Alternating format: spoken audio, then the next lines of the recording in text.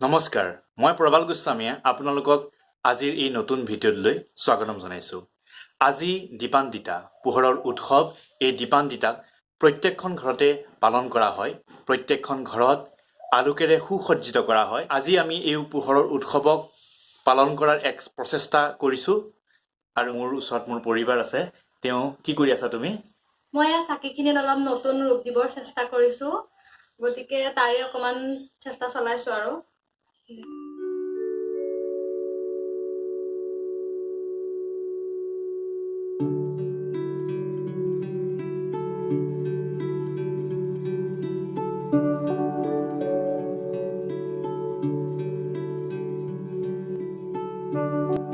এইখিনি লাইট কালিয়ে লগাইছিলোঁ আৰু আন এঠাইত আজি আৰু অলপ লাইট লগাম। এনেকৈ লাইটখিনি সজাই বেৰখনৰ মাজত ওলমাই দিলোঁ। পদূলিৰ আগত কলগছৰ পুলি ৰুই তাত চাকি নজ্বলালে দীপান্বিতা আধৰুৱা যেন লাগে। এই খুঁটাটোৰ ওপৰতে কলগছৰ পুলিটো এইদৰে ৰাখি থলোঁ।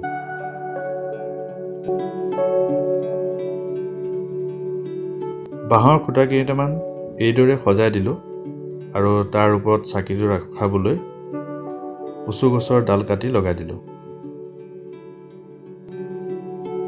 আনফালে এয়া ঘৰৰ বাৰান্দা। এওঁ ৰংগলী বনোৱাত ব্যস্ত হৈ আছে।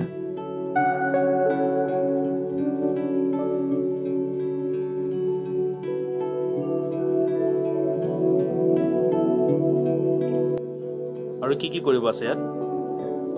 আৰু আকৌ অলপমান আৰু ইফালে অলপ আঁকিম, চাই লওঁ।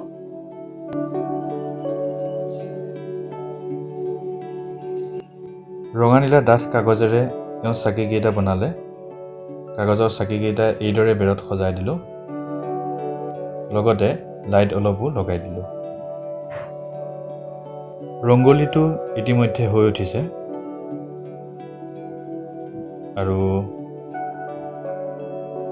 সন্ধিয়া ইয়াত চাকি জ্বলাই দিম। চাওকচোন কেনেকুৱা পাইছে। আহক এতিয়া সন্ধিয়াৰ সময়খিনিলৈ আপোনালোকক লৈ যাওঁ। ওম নমস্তে সৰ্বদেৱানাং ভৰদ্ৰাসি হৰিপ্ৰিয়ে জাগতিষ্ঠং তত্ত্বপাপানাং সৎমিত্তচ্ছনা।